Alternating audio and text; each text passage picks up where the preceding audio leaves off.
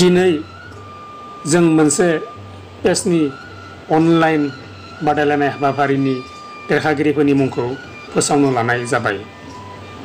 फेसबुकनि दिपेन चन्द्र बर' मुंनि मोनसे पेजआव आखायाव बिजाब लानानै सावगारि सेबखांनाय अनलाइन बादायलायनाय हाबाफारि लानाय जादोंमोन।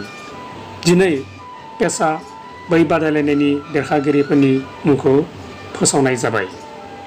देरहागिरि बिथांमोननि मुङानो जाबाय फारियै सेथियाव बराद नार्जारि बाक्सा, नैथियाव लखेन दैमारि धेमाजि आरो थामथियाव प्रकाश बर' धेमाजि। देरहागिरिफोरनो पेजनिफ्राय बान्था महरै सेथिनो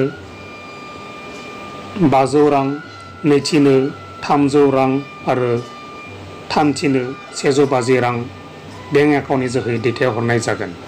देरहागिरिफोरनिसिम दिपेन चन्द्र बर' पेजनिफ्राय हामलायथि जासिहरदों। लोगोसे बै बादायलायनाय हाबाफारियाव बाहागो लानाय बादायगिरिफोरनिसिमबो रोजा रोजा साबायखर जासिहरदों। रायखांनो गोनांदि देरहागिरिफोरखौ लाइक आरो शेयारनि जोहै सायख'नाय जादों।